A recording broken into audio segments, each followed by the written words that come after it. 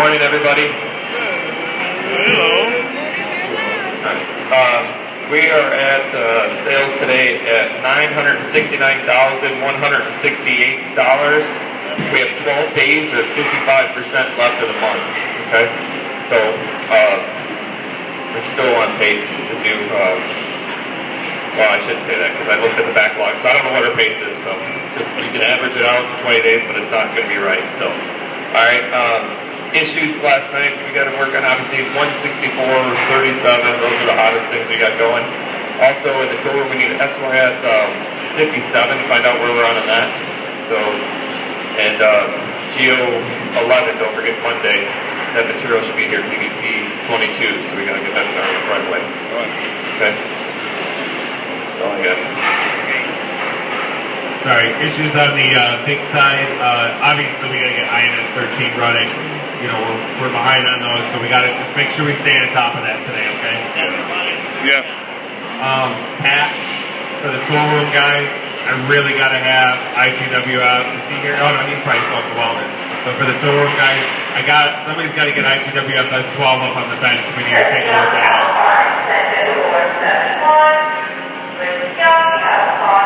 Is it 11? I'm sorry, ITWFS 11. We need to get that on the bench, figure out if it can be fixed or not. If not, then I need to be able to move on the presses, okay? Jimmy, we need to get SYS 134, press 21.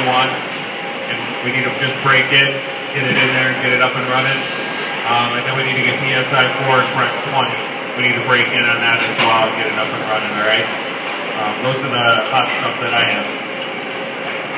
All right, pictures today. Can we look it over by press 5 while we have 3 of the thermolators sitting over there? Can we store the other one somewhere else?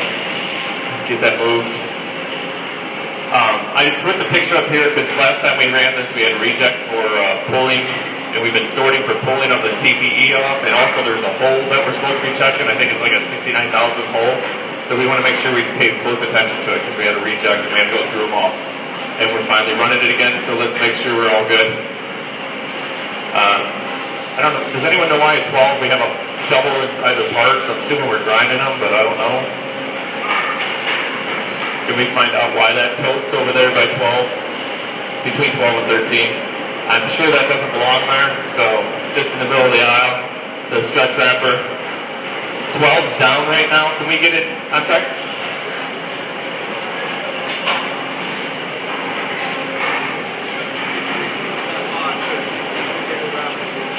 Rapid 5. Oh, the raw parts when they're done?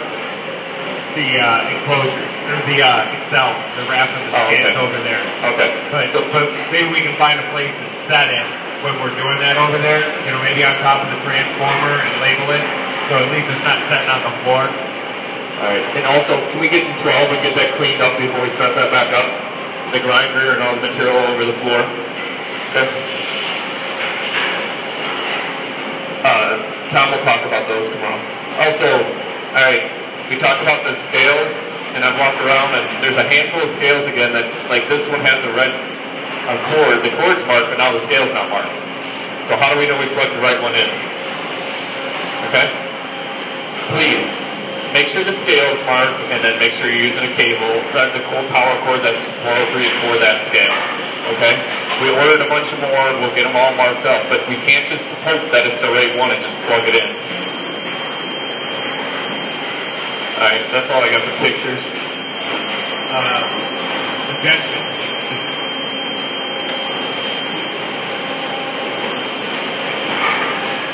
Alright, the suggestions that we have, it's been a while since we went over the work order tagging system. We implemented that about a year ago for the work orders for the molds and the new blue tags and the new red tags. Maybe we'll just do a quick refresher with everybody so they know how that system works, look at it, see if there's any changes or improvements we want to make.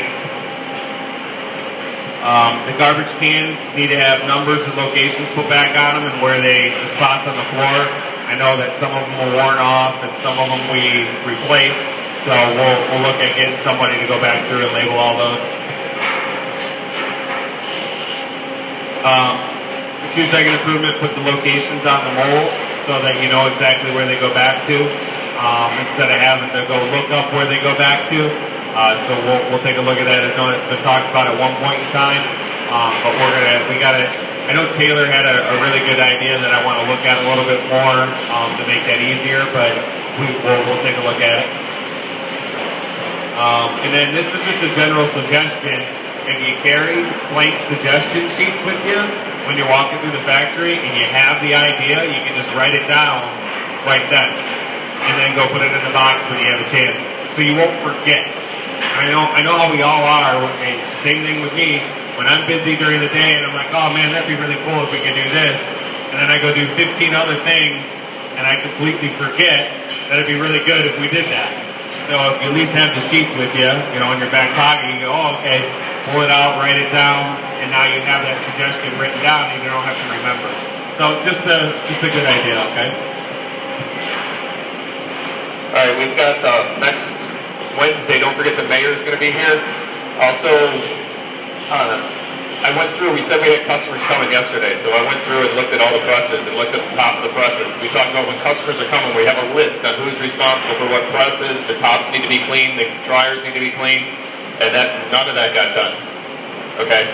Again, when we have special occasions that we want to make sure it's clean, it's marked there and who's responsible for what. Can you please make sure it's done?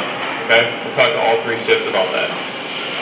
Also, the Kaizen events, there's dates put up on some of the new ones, the ones that are already going, and also there's new ones up there to sign up for, so make sure you check the dates and everything. We've got some foam that finally came in, and some other stuff that we ordered for several of these events. So, improvements that we had, and I'll even ask Jose. So, our GT4, we have those runners break off, right? The gate drops break off, so they get in the part, so it's a reject before. So we use a shake or a screen basically to get those out. Well, it was too big for the new tables. We've always had it just laying across, correct?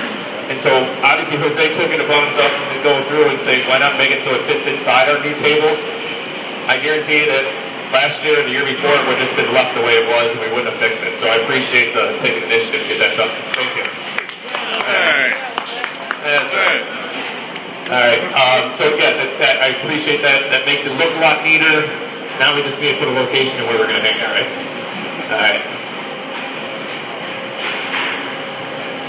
I think that's for pictures.